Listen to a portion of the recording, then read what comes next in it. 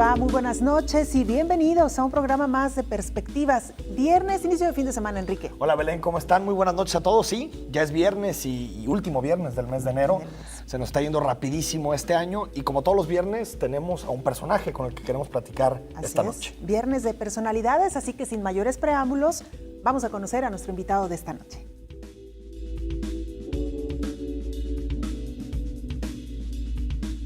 Enrique Dau Flores es un político jalisciense con más de 4 décadas de trayectoria. Su recorrido en el sector público lo ha llevado a pasar por la presidencia del Consejo del CIAPA en la zona metropolitana de Guadalajara y también por el organismo hermano en la ciudad de Puerto Vallarta. También fue director general y fundador de la Comisión Estatal de Agua y Saneamiento del Estado de Jalisco, la antigua Comisión Estatal del Agua. Buena parte de su trayectoria está vinculada precisamente al agua y a los problemas de su gestión.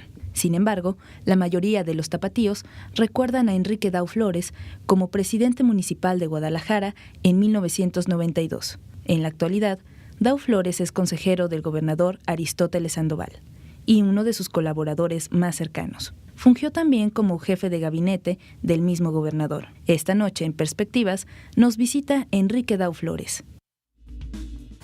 Bueno, pues ahí está esta semblanza introductoria del ingeniero Enrique Dau Flores. Ingeniero, ¿cómo le va? Muy buenas noches. Muy buenas noches. Muchas gracias por la invitación a estar con ustedes y a dialogar con su público. Muchas gracias por aceptar esta charla. Y precisamente, Enrique, escuchábamos en esta pequeña introducción, actualmente como consejero del gobernador Jorge Aristóteles Sandoval.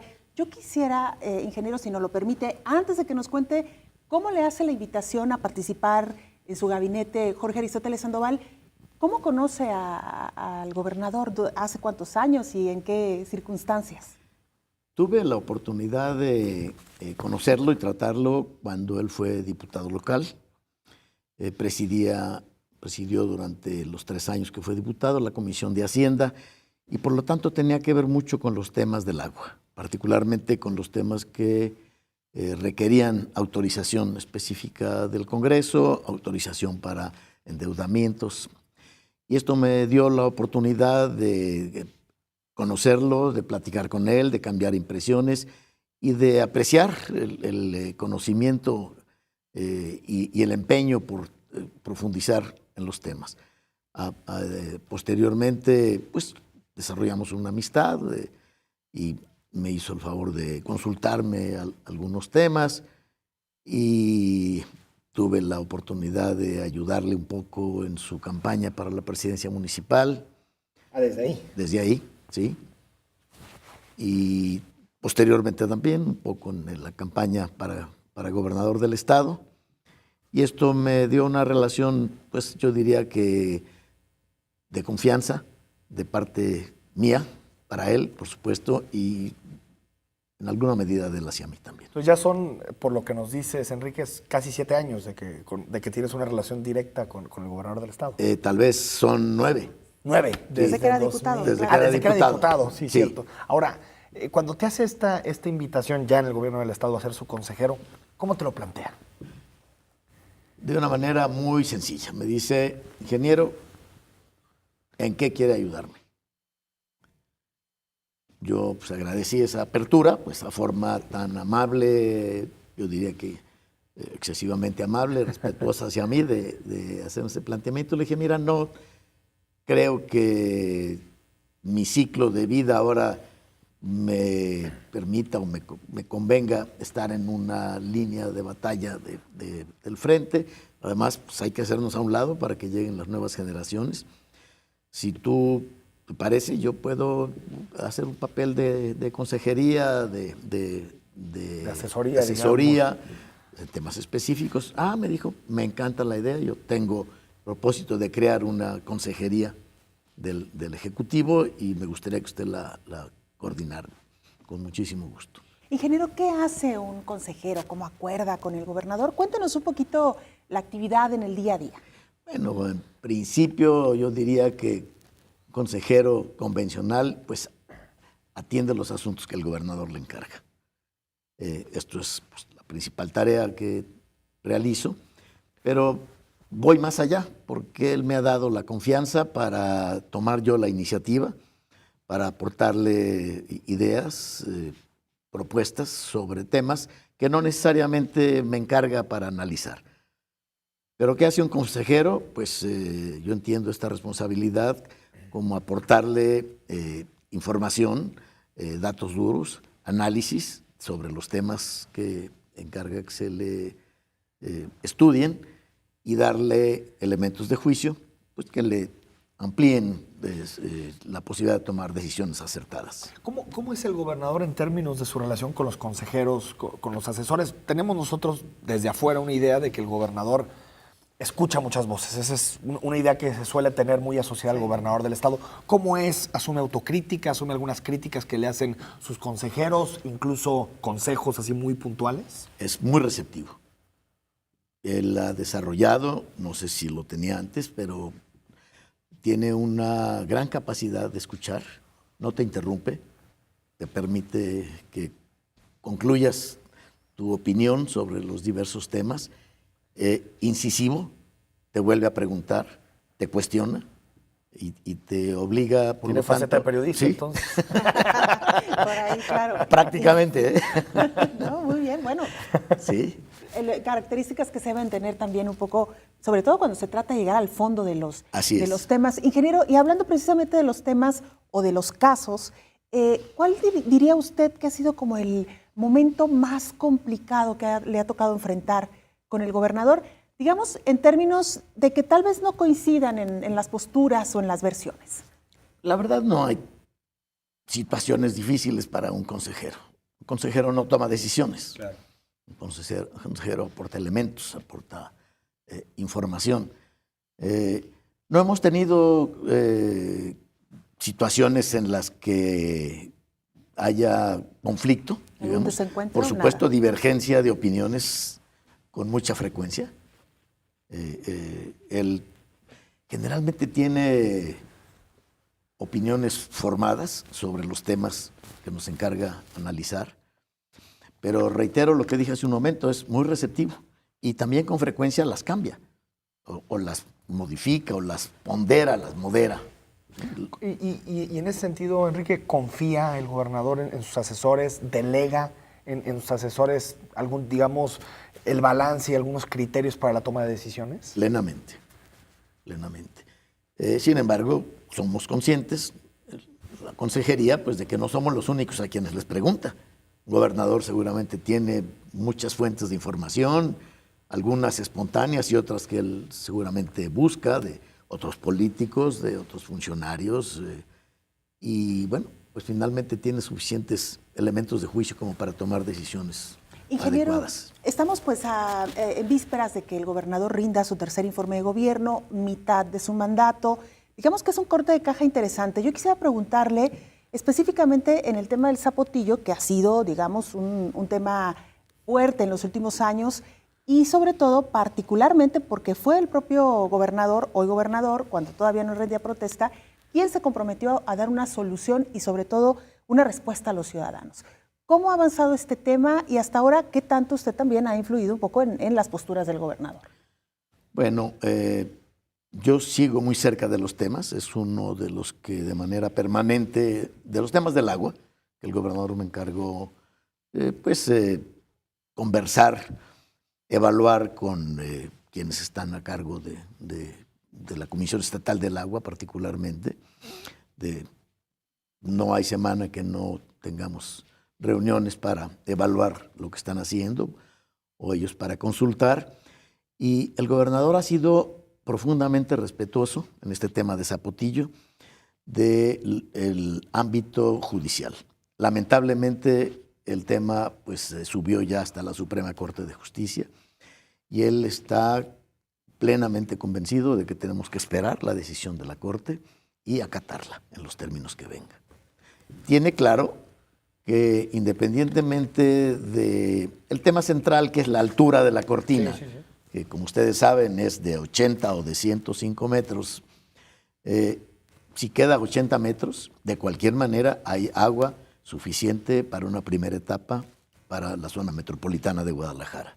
De tal manera que desde el punto de vista de su compromiso de dotar de agua a Guadalajara, si se queda en 80 metros la cortina, vamos a tener suficiente agua. Oye, ingeniero, ¿y cómo responde un gobierno estatal frente a pues, la intervención que ha hecho recientemente también el Ayuntamiento de Guadalajara en voz de su presidente Enrique Alfaro, que pareciera también estar interesado en el tema del zapotillo? Pocas veces habíamos visto que un alcalde se sumara a este tema o se subiera a este tema, había sido prácticamente un tema de gobierno del Estado.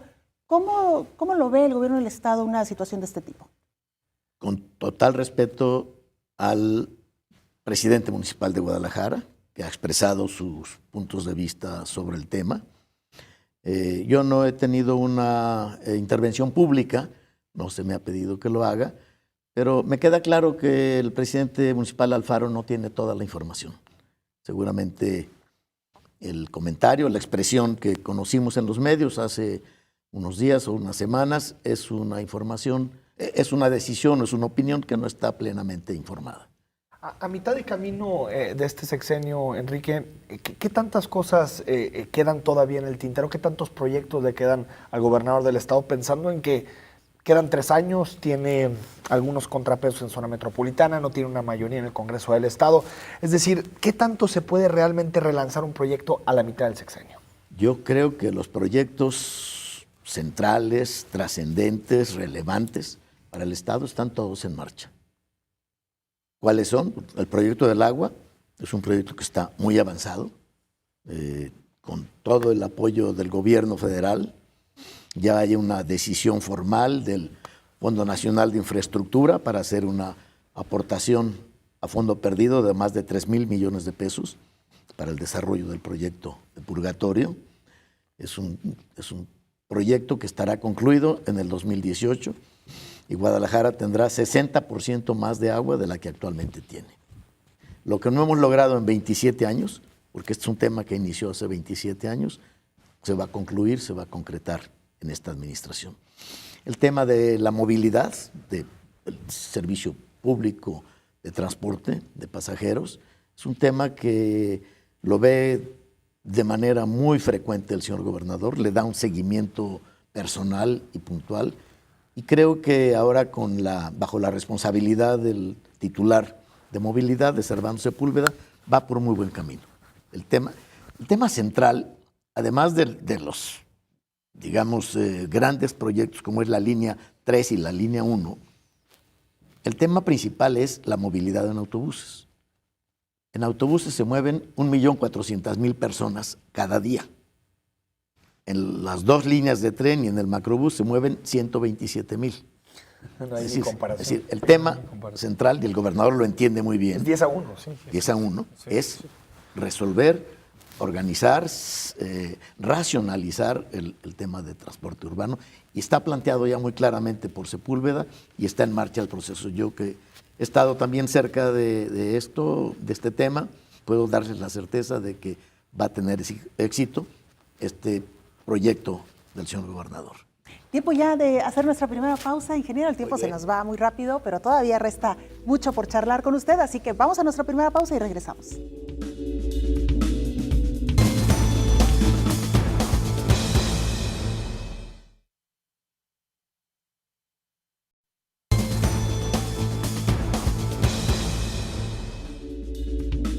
Estamos de vuelta en Perspectivas este viernes por la noche, dialogando, charlando con Enrique Dau Flores. Él fue, como usted sabe, alcalde de Guadalajara, es actual consejero del gobernador del estado, Aristóteles Sandoval. Y preguntarte, Enrique, porque en tu currículum queda muy claro, ¿no? Tu vocación, tu dedicación a los temas del agua. ¿Por qué esos temas? Mira, yo me considero, por una parte, que traía una vocación en este sentido. Mi tesis como ingeniero civil fue un proyecto de agua potable. En los años en los que estuve como director de Obras Públicas de Guadalajara, hice una serie de desarrollos, entre otros parte del entubamiento del río San Juan de Dios, y habiéndome desarrollado mucho en los temas del agua, la verdad es que principalmente mi tema fue la vivienda, la vivienda social.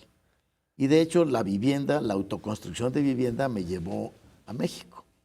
A mí me invitó a trabajar con él con él el secretario de Asentamientos Humanos y Obras Públicas, don Pedro Ramírez Vázquez. Ah, claro. El arquitecto. El arquitecto. Él conoció un proyecto que yo desarrollé aquí en 1976. Me dijo, Enrique, lo invito a que haga lo que hizo en Guadalajara, lo haga en todo el país conmigo. Claro. Entonces me fui a México, me creó una dirección general de tecnologías para la autoconstrucción, donde empezamos a trabajar en todo el país. Pero a los 6 meses me dice, Enrique, te necesito en la Dirección General de Agua y Alcantarillado.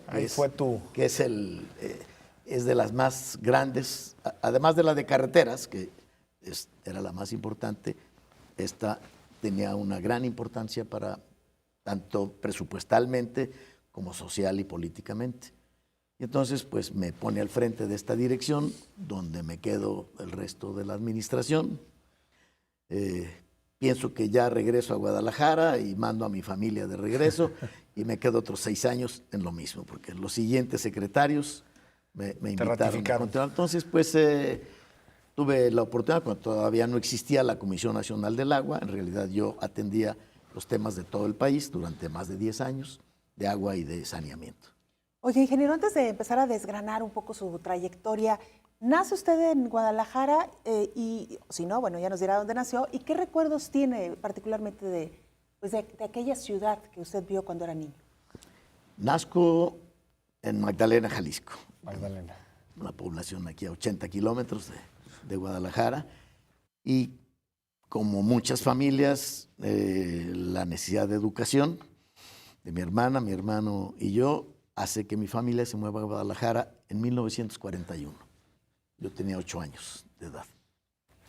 Aquí llego al 4º año de primaria y pues estudio hasta ingeniería en la Universidad de Guadalajara, toda mi vida en escuelas públicas y pues por supuesto conocí una ciudad muy diferente a la que tenemos ahora. La Guadalajara de 1940, ni más ni menos, imagínese, ingeniero, ¿de algún barrio en particular? Porque en esa época todavía se hablaba de barrios. De barrios.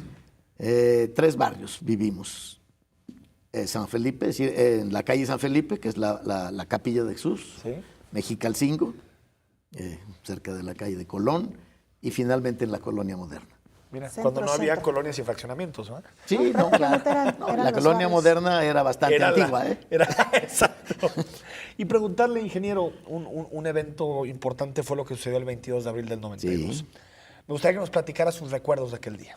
Bueno, básicamente una profunda tristeza y pena por la tragedia de las familias que perdieron miembros de sus familias en ese acontecimiento o quedaron lastimados o limitados y, por supuesto, la pérdida de sus bienes materiales. Un recuerdo de injusticia del gobierno de Carlos Salinas por castigar a los gobiernos locales, al gobierno de Guadalajara y al gobierno de Jalisco, por un asunto que fue exclusivamente responsabilidad del gobierno de Carlos Salinas. Bueno, tuvimos que pagar, como a veces sucede o sucedía, esta responsabilidad que el gobierno federal, con su capacidad de hacerlo, nos transfirió los costos de aquel día. Que finalmente quedó en los tribunales aclarado que no teníamos responsabilidad alguna. Claro. Ingeniero, yo quisiera retomar algo que soltó como por ahí en esta parte de la charla. Sí. El entubamiento del río San Juan de Dios. Sí. ¿Hasta dónde, ingeniero, sigue siendo conveniente entubar los ríos en las ciudades? Y pensamos un poco en las ciudades de Europa, ¿no? Que han aprovechado como al máximo sus ríos. En el caso de Guadalajara, ¿qué tan conveniente hubiera sido mejor dejarlo para la ciudad? Sin duda alguna, hubiera sido lo mejor. Pero es un tema que empezó a entubarse en el 1915. Sí, pues sí. Es decir, no había conciencia de los temas ambientales y pues simplemente lo que se quería era saneamiento. Claro, los ríos deben dejarse abiertos, que escurran el agua pluvial y canalizar por colectores marginales el agua residual. Claro. En el caso de la zona metropolitana, pues hay pocos cauces exitosos en ese sentido, ¿no? Se me viene a la cabeza tal vez el de los Colomos por Patria, pero hay pocos, ¿no? De los cuales podemos presumir. Hay pocos, ¿No? sí. Y en ese sentido también me gustaría preguntarle, ingeniero, ¿qué pasó con la planeación en Guadalajara? Es decir, ya no porque nos haya tocado vivirlo, pero nos platican mucho de que era una ciudad bien planeada, con un buen crecimiento, con sus avenidas, sus zonas verdes, ¿no? En su momento, clima, bien iluminada, claro. con un clima muy bonito. ¿Qué le sucedió a la planeación en Guadalajara? Le sucedió a Guadalajara lo que le sucedió a otras conurbaciones del país. Se le quitó a los gobiernos estatales la atribución del ordenamiento territorial y el desarrollo urbano y se les transfirió a los ayuntamientos. Y bueno, esto tal vez es bueno en ayuntamientos aislados, pero en ayuntamientos conurbados es un desastre, que es lo que ha sucedido en la conurbación de Guadalajara. Tienes muchas autoridades, cada una en su área de responsabilidad, con poca coordinación entre sí, aunque sean del mismo partido, y el resultado es este desorden urbano que ahora tenemos. Mira, es un buen tema ese, ¿no? Totalmente. O sea, tendría que ser una planeación. atribución del Estado, claro. Claro. Que es el que puede ver desde arriba, digamos. Es un tema que de hecho yo he estado insistiendo. Acabo de ver hoy una nota de la secretaria Rosario Robles que va en el tema del ordenamiento de las ciudades. Lo que hay que hacer es volver a cambiar el artículo 115 constitucional. ¿Volverlo a cambiar? Sí, claro, cambiarlo y regresarle al Estado esa facultad en las áreas conurbadas. Esta autonomía municipal, digamos que no ha dado del todo En este tema no. resultados. Es irracional que tengas muchas autoridades en un mismo espacio geográfico. Oye, ingeniero, y precisamente estos nuevos modelos de administrar las ciudades, los estados, pero aparejado también, digamos, a una evolución en la política. Si pudiéramos hablar un poco de claroscuros, ¿qué podríamos decir haciendo un balance general? La política ha tenido que actualizarse, la forma de ejercer el servicio público, la autoridad municipal o estatal tiene que adecuarse y lo ha venido haciendo, tal vez siempre atrás, no siempre, nunca adelante. La sociedad es la que nos está llevando hacia unas nuevas formas de hacer política. Tenemos que escuchar con más respeto a los ciudadanos, tenemos que valorar sus opiniones, no necesariamente son opiniones técnicamente fundamentadas, pero generalmente son opiniones muy racionales, que tienen que ser elementos de juicio sólidos. Más informadas de lo que a veces se piensa, sin ¿no? duda alguna. Ahora, en ese sentido, ingeniero, cuando pasaron las elecciones de 2015, tu nombre sonó mucho por el tema de la renuncia como jefe de gabinete en su momento, ¿no? Aparte de que nos platiques qué te llevó a hacer ese gesto simbólico, que nos platiques también cuáles fueron tus conclusiones de ese proceso electoral que fue muy importante para Jalisco y que se ha debatido mucho. Sí, bueno, pues es un resultado electoral muy negativo para el priismo. Perdimos prácticamente todos los municipios de la zona metropolitana y otros más de ciudades importantes claro, del resto del país. A mí me pareció que era una responsabilidad de quienes, si no tenemos el ejercicio del gobierno directo, sí opinamos. Y yo le dije al gobernador, aquí está mi renuncia, cámbianos, no te servimos. Claro. No solamente cámbianos a todos. Claro, claro. Pero bueno, en eso yo creo que fue más maduro que yo, el señor gobernador. Pero al menos fue decirle, no vamos a poner, no queremos aferrarnos a ninguna silla, digamos. A ninguna silla. Y yo creo que la obligación de cualquier funcionario público cuando hay una situación de este tipo, en la que tienes un rechazo de la ciudadanía, ¿sí? Y no solamente un rechazo a los candidatos que estaban en la boleta, ¿no? Es un rechazo al gobierno que habíamos realizado durante 3 años. Gobernador, aquí están nuestras renuncias, haz lo que tengas que hacer. No las necesita estrictamente, pues el gobernador puede renunciarnos, Es un gesto, despedirnos, digamos, es ¿no? un gesto. Exacto. Siéntete libre, gobernador, de hacer los cambios que consideres necesarios, ¿no? Oiga, ingeniero, ¿y usted cree que esta conciencia, asumir responsabilidades, forma parte también de las nuevas generaciones de políticos? Yo creo que sí. Yo tengo la oportunidad de platicar con muchos jóvenes, los veo muy maduros, los veo muy enterados y los veo muy responsables. ¿Crees, Enrique, que el PRI ha cambiado? Dices, siempre tenemos que ir atrás de la sociedad, ¿no? La sociedad marca el ritmo. ¿Tú crees que el PRI lo ha hecho? Estamos intentando hacerlo. Y hablo en plural de primera persona porque sigo siendo miembro de mi partido y trabajo donde puedo hacerlo para que avancemos en este sentido de tener un partido mucho más moderno, mucho más ágil, mucho más receptivo de la ciudadanía y que tengamos ciudadanos, candidatos que realmente respondan a las demandas de la ciudadanía. Que por cierto, y antes de irnos a la pausa, están en vísperas también de celebrar un proceso de elección del nuevo dirigente del PRI. Efectivamente. Y ya hay por ahí varios No hay candidatos. elección. Es delegado, ¿no? Podría ser delegado, que es una de las formas.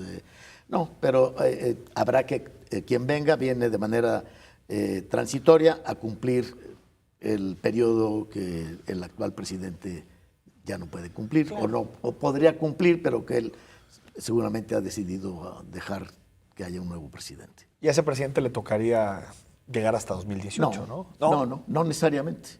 No, es un año más. Es un año. Aproximadamente, bueno. sí. Lo que sería presidente interino. Bueno. Estaremos, por supuesto, pendientes del proceso. Ingeniero, hacemos una pausa y regresamos con mucho más.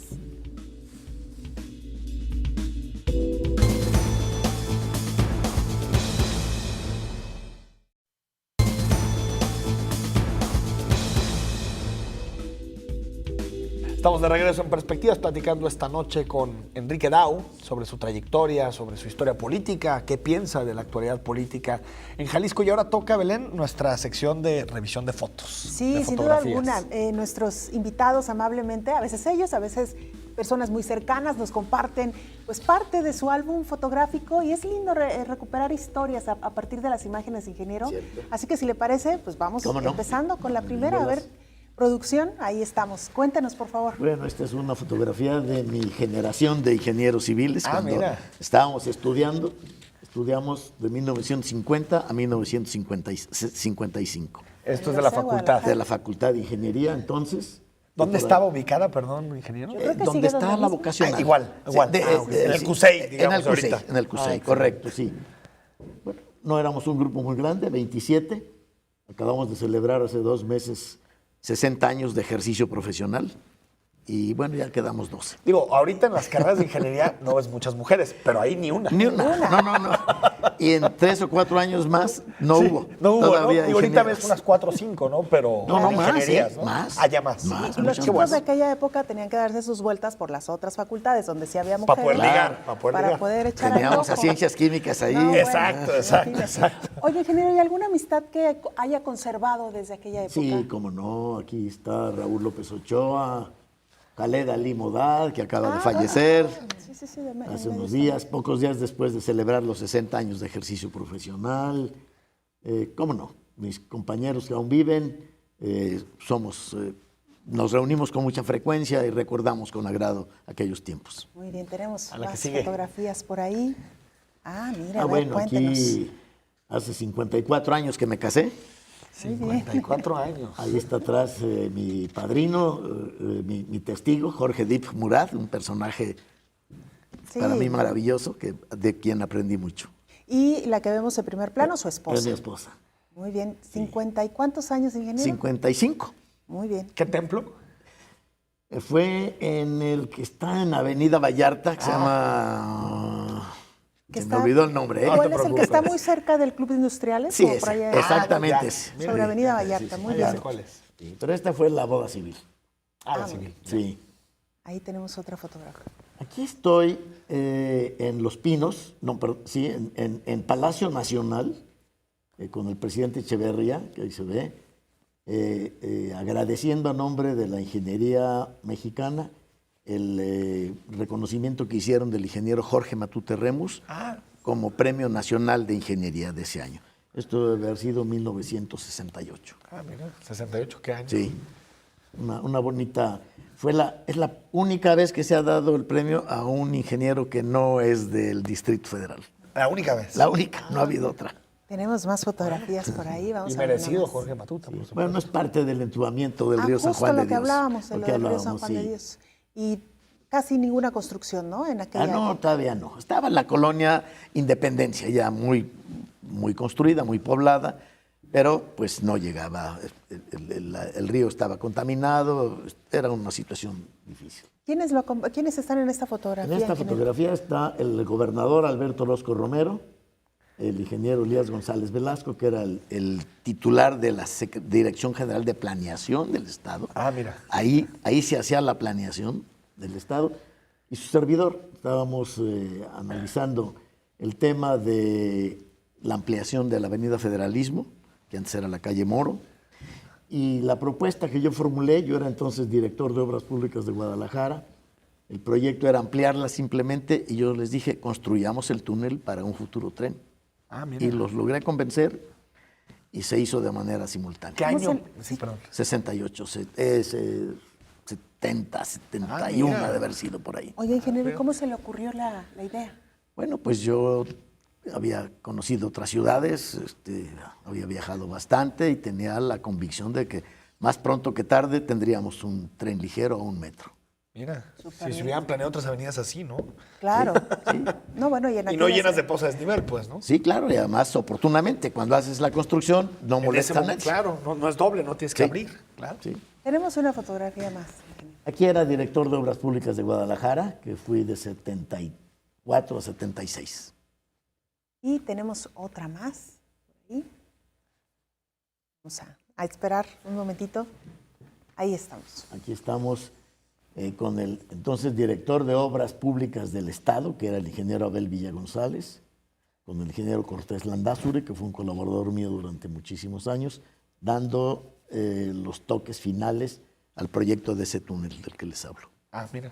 Que después sería la línea 1 del La tren. línea 1. Y que ligero. después ustedes recordarán que criticaban que era un túnel en el que no cabían los autobuses, trolebuses por ahí. Exacto.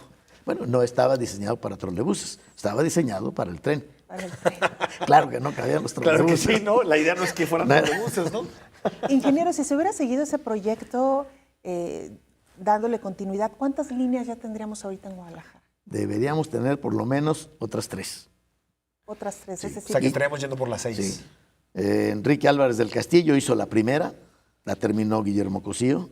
Guillermo Cosío hizo la segunda. Alberto Cárdenas no hizo.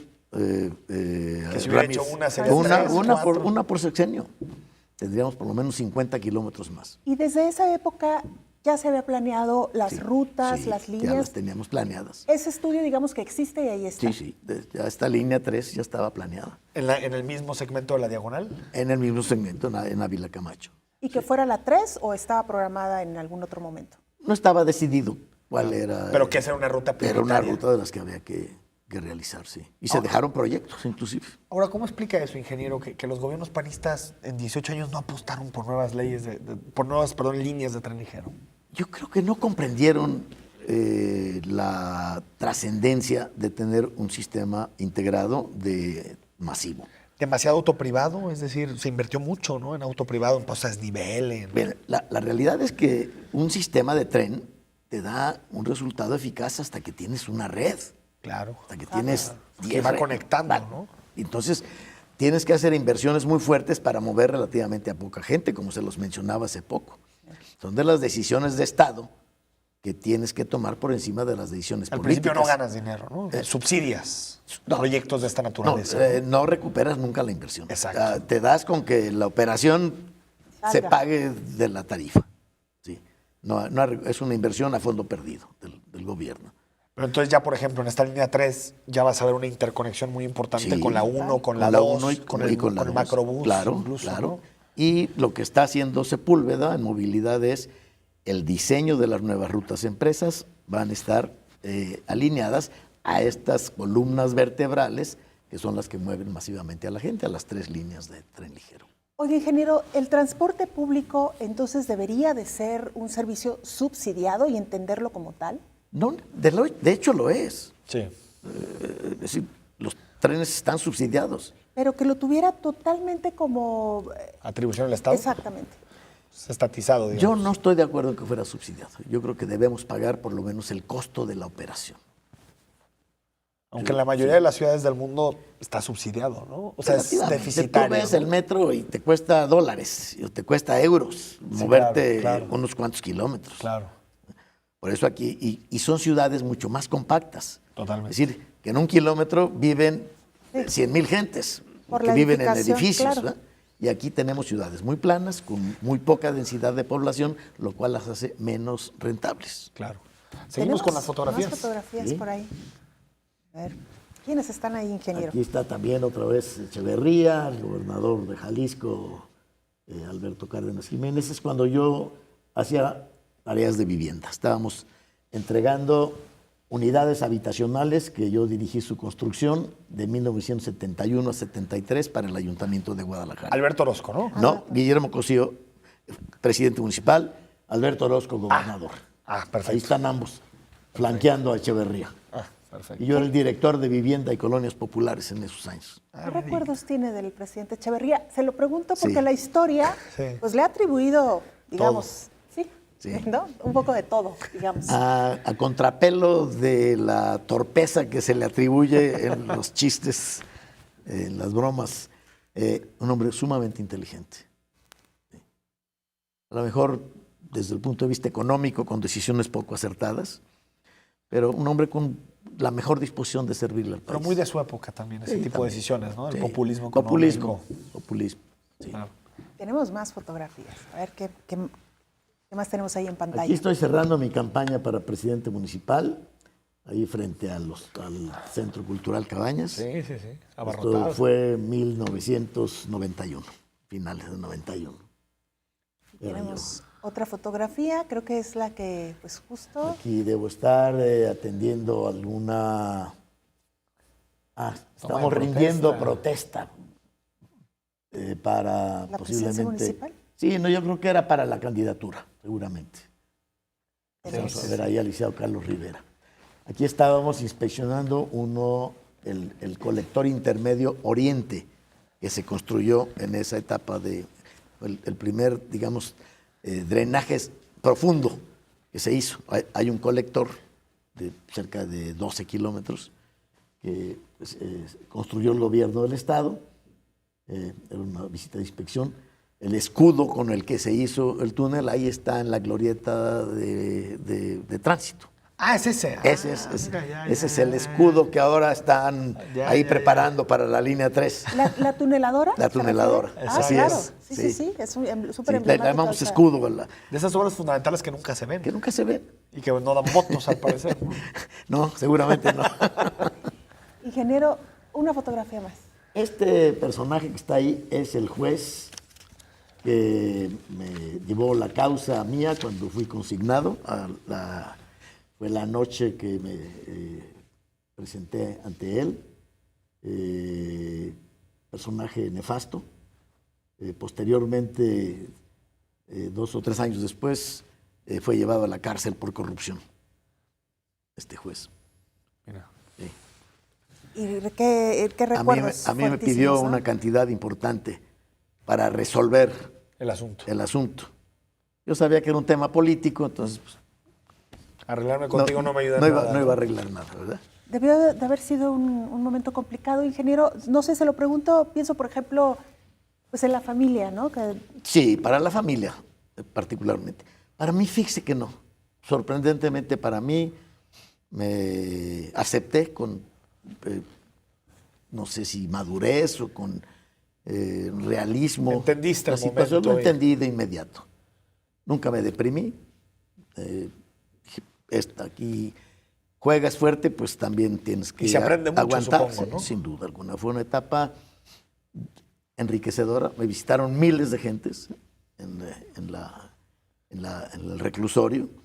El día de mi cumpleaños, que es el 21 de junio, había tantos que me sacaron del reclusorio para que me saludaran afuera en lugar de dejarlos Era entrar. imposible que entraran. Era imposible que entraran. Dije, bueno, ya que el destino y Carlos Salinas me mandaron a la cárcel, pues a ver qué puedo hacer aquí, a ver si de veras soy servidor público. Pude ayudar en mucho. Pues, puse agua, teléfonos, una iglesia, hicimos muchas cosas y algo que me satisface mucho, saqué a más de 500 reclusos que estaban ahí por pobres, no por pillos. Fíjate. Tremendo. Bueno, Ahora sí que presunto culpable, ¿no? Se va en la película. toda una lección y toda una experiencia que al final uno nunca, a veces no sabe por qué Sí. el destino lo va llevando por Sí, esos exacto. caminos, ¿no? Donde te lleve, como dicen los americanos, ¿no? Te dio limón la vida, pues haz limonada, ¿no? Hacer limonadas. Bueno, luego dicen por ahí que si tienes limones, pues entonces el tequila y un poquito Bueno, de también es sal. cierto. Y ahí esa es otra manera de Que sea verlo provechoso es el tema. Vamos a un corte en perspectiva, seguimos platicando con Enrique Dago.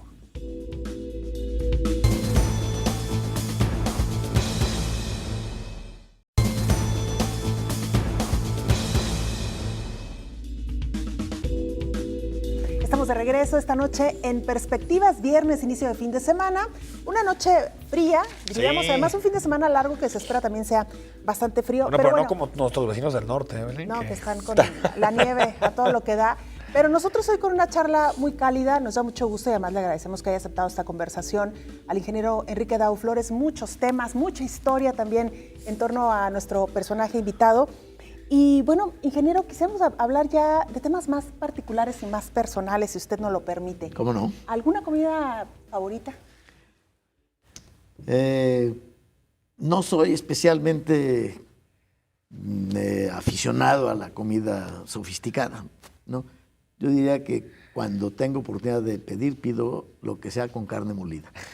Que tenga la carne. Albóndigas, pacholas, mira. hamburguesas, ¿Algún me encantan. picadillo por ahí, no? Picadillo, delicioso. Muy bien. ¿Te defines, Enrique, como un hombre familiar? Sí, sí. Sí, mis 54 años de un matrimonio feliz con la misma esposa. Bueno, no es fácil. No es fácil. 5 hijos, un hijo y 4 hijas, 14 nietos. La convivencia que tengo con ellos, la relación muy hermosa con toda mi familia, yo creo que me define como un hombre de familia. Importantísimo el respaldo que debe tener un político, ¿no? Val- Esta estructura valiosísimo. familiar. Particularmente en la etapa que mencionábamos del 22 de abril, es 8 meses privado de mi libertad, con todo el respaldo de mi familia. ¿Le gusta el fútbol y a qué equipo le va? No me gusta. Ah, No, qué bueno, mira. Porque ya te veía, ya te 1-0, veía. yo creo que. Así yo como van conozco. muchos Chivas. Sí, Belén claro. me acusa de yo ser el que estoy invitando Ahí aquí, soborna gestionando para las que- invitaciones. para hacerle Pero promoción la realidad es que Sí. casi todos han sido Chivas no practicantes. Sí. Así La es. mayoría. importante, Y sí vino sí. un atlista muy practicante, que es Alberto Cárdenas. Sí. Ah, Pero- claro. pero de ahí en fuera- No, la verdad, si tengo... Y el fútbol, pues es espectáculo, ¿verdad? No es un deporte, ¿no? Claro. El deporte lo hacen los 22 que andan ahí en la Exacto. cancha, ¿no? Claro, espectáculo. Sí, es espectáculo. Si dispusiera del tiempo, yo prefiero leer. Claro. Ah, mire, muy bien, muy interesante. Pero, bueno, adelante. Un libro que marcó tu vida, hablando de eso. Hijo, un libro que marcó mi vida. A ver si... Yo bueno, diría que alguno. varios, ¿eh? No. Leo, siempre he leído mucho, desde muy joven. Y tal vez podría mencionarles 2 de ellos. Uno de ellos de John F. Kennedy, un libro que él escribió cuando era senador, es decir, antes de ser presidente de la República, que se llama algo así como Profiles in Courage, Ok. perfiles de valor. De valentía, claro. Sí, donde él recogía una serie de historias de pues, políticos estadounidenses que hicieron cosas valiosas para su país. Yo creo que ahí despertó en mí la vocación del servicio público. Ah, mira. Me siento inspirado por ese libro. Sí, John F. Kennedy. Y otro libro también de aquellos años, que nunca he olvidado el título, se llama ¿Por qué corres, Samuelillo? Ah, mira. Y se refiere a Samuel Goldwyn, aquel de las películas. El mensaje de ese libro es, no corras ante los problemas, enfréntalos, porque cuando empiezas a correr no acabas de correr. Nunca, cierto. No, y luego los problemas lo alcanzan a uno, por más que Siempre. corra. ¿no? ¿Qué lees sobre todo? ¿Qué tipo de No lectura? tengo... Novelas, no, de todo. Historia, Historia. Literatura, muchos documentos de información sólida. Ok. Sí. ¿Le gusta la música, ingeniero? No especialmente, disfruto música de fondo, Instrumental, digamos. sí, instrumental. ¿Hay algún personaje de la historia que te represente mucho? Alguien que digas, ese tipo de personaje siento que representa muchas cosas en términos políticos, sociales. Sí. No viví conscientemente, era muy joven, muy niño, la etapa en la que Lázaro Cárdenas fue presidente, pero para mí es uno de los presidentes más extraordinarios que ha tenido este país. Más congruente con su manera de pensar, con su filosofía y con su ideología. Para mí es un ejemplo de cómo debes ser un funcionario público. Lázaro Cárdenas. Y pues remontándonos más, creo que José María Morelos también es un personaje de quien todavía podemos aprender. Se conoce poco. Sí. 200 años después, ¿no? Sí, 200 años después. Oiga, ingeniero, ¿y lee periódicos? ¿Sí? ¿Cuál periódico es No, si no, el gobernador le diría... Bueno, hay políticos que Sí, no ¿verdad? leen periódicos. Oye, está muy bien Morelos, pero... ¿no? Claro, sí. Sí, leo todos los locales. ¿Pero hay alguno por ahí que tenga preferencia especial? El Universal. El Universal. Sí, es el no local que leo. Invariablemente todos los días. Y claro, los puedes leer en línea, en claro. línea, pero no, me gustan en papel. Mira, no nombró ningún periódico de aquí. No, local. Para no meterse en problemas. Para no meterse en camisa de 11 varas. ¿Cuáles son tus pasatiempos? Leer, estar con la familia, imaginar nuevas cosas y hacerlas cuando me es posible hacerlo, cuando tengo la oportunidad, tanto en el servicio público como en el campo privado. ¿Cocina, ingeniero? No, Nada. nada. Bueno. Pésimo. Ni en defensa propia, dicen No, por yo ahí. creo que se me quemaría el agua si la pongo a hervir. ¿Cómo te consideras ideológicamente? ¿De izquierda, de derecha, liberal, conservador? ¿Cómo te defines? Pues yo no sé si todavía sean válidos los términos de izquierda y derecha. Siempre me he considerado un agente de izquierda, aunque también creo, como escribió Fukuyama hace algunos años, pues que terminó en aquel libro del fin de la historia, ¿no? Ya no hay ideologías, ¿no? Aunque sí definen unas y otras, ¿no? Sí. Por ejemplo, la izquierda cree más en el Estado, Claro. la derecha más en el mercado, Sí, ¿no? Sigue claro. habiendo algunas coordenadas, Sin duda ¿no? alguna. ¿Y liberal o conservador? Liberal, Liberal. sin duda. Nos faltan algunas No, fotos. algunas fotografías, a ver muy si bien. producción nos ayuda por ahí a seguir viendo, porque creo que vienen personajes interesantes. A ver, ¿quiénes Una son reunión esas con fotos? Pedro Aspe, Ah, mira. en las etapas en las que no estaba en el servicio público, estaba muy activo como empresario. Y Pedro lo consulté en varias ocasiones, vino a mi casa a saludarme, siendo secretario de Hacienda. De Hacienda. Sí, un buen amigo. Conservo la amistad con él. Tenemos un par de fotografías más. Ahora que Bueno, pues hablábamos aquí de alguna de asambleas. mis actividades como dirigente del PRI. Oye, pues sí se ha modernizado el PRI, ¿eh? Sí, ¿verdad? Mira, Mira el logo. No, bueno. Sí, no, pero por lo bueno, menos en los símbolos por ahí. Por lo menos en la asamblea de Poncitlán. Sí, mira. Ah, mira. tenemos otra fotografía. Ah, mira, con mi familia, de hace algunos Su años. esposa, sus Con mi hijos. esposa, mi hijo y mis 4 hijas. ¿Y alguno de sus hijos dedicado a la política, ingeniero? Nadie. Ninguno. Mi hija, una de mis hijas, recientemente es médica, está en el servicio público, Pero en el área de salud, de la salud. en el área de salud, está en el área trabaja con el DIF, dirige todo el tema de los límites, ¿cómo se llama? Con gente con discapacidades. Sí. Tenemos otra fotografía ahí, ingeniero. Aquí estoy con don Jorge Dip. Ese personaje con quien trabajé yo 10 años, aprendí mucho de él, un extraordinario empresario mexicano, ya de 106 años de edad, aquí don Jorge, vivió 106 años. Yo tuve 2 grandes maestros, Jorge Dip y Jorge Matute. ¿Qué fue lo que más les aprendió a ellos, ingeniero? El ingeniero Matute le aprendí a ser ingeniero y le aprendí a ser hombre cabal, hombre con ética y un hombre que respeta a su familia. Y de Jorge Dip aprendí a ser empresario y a ser audaz. en la empresa. Que eso nos hace falta mucho en estas épocas, ¿no? O sea, ser audaz pero con responsabilidad. Sí, porque claro, luego claro. uno de repente se hace... Y sea audaz con lo tuyo. No, y audacia, exacto. Y audacia con irresponsabilidad, ¿no? Que, Sí, a veces audacia se con confunde, ¿no? responsabilidad, Sí. totalmente. Aquí debemos estar entregando casas también. Don Jesús Silva Gerso. ¿puede Con ser? Jesús Silva Gerso, que fue el primer director del Infonavit. Ah, mira. Nosotros empezamos a construir casas antes de que se constituyera el Infonavit. El Infonavit llegó a su primer aniversario, debe haber sido 1972, y no tenía una sola casa que entregar. El Ayuntamiento de Guadalajara le dio 200 casas y le dijo, a ver, ponte la medalla y di que ya en un año hiciste casas. Fueron las primeras en el país que entregó Jesús Silva Gerso. Tenemos una fotografía más ahí. Sí, Natalia. aquí debo estar con...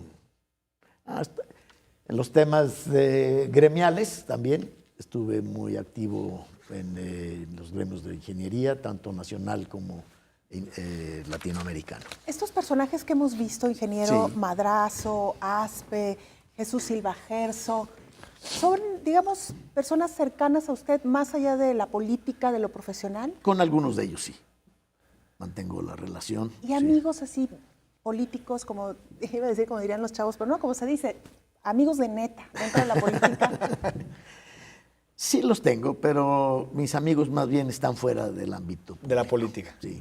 ¿Difícil hacer amigos en la política? No, ¿Ingeniero? no, pero Los amigos más personales, más ¿no? personales están fuera, sí. Nos queda un minuto, ingeniero, para Sí. despedir el programa, pero preguntarle por Enrique Peña Nieto, ¿cuál es su opinión de él? Excelente.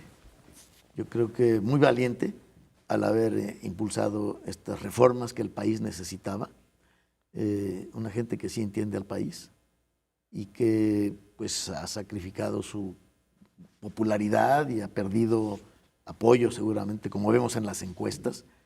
En parte, seguramente por temas de corrupción que hemos visto ahí señalados, yo no sé si ciertos o no, pero en gran parte crítica a estas reformas sustanciales que el país requería. Yo creo que es un hombre a quien vamos a admirar más después. Ingeniero, estamos a 3 años todavía de las próximas elecciones, particularmente en el estado de Jalisco. En 30 segundos, porque estamos a punto de despedirnos, ¿qué tiene que hacer el PRI si realmente quiere retener el gobierno del estado y recuperar algunas de las alcaldías, si no es que, bueno, la mayoría? Tenemos que escuchar a la gente y tenemos que designar candidatos que la entiendan, Abiertos, transparentes. transparentes. Ingeniero, muchísimas gracias. Muchas gracias a Muchas ustedes, gracias por haber Belén, estado aquí. Enrique. Es Muchas gracias. un privilegio estar con ustedes. Y Al gracias por la contrario. apertura también. Muchas gracias. Enrique, nos vamos. Nos vamos. A usted muchas gracias, buen fin de semana y lo esperamos el próximo lunes, aunque es feriado, aquí estaremos. Semana Muy de buenas informe, noches. sí. Así es.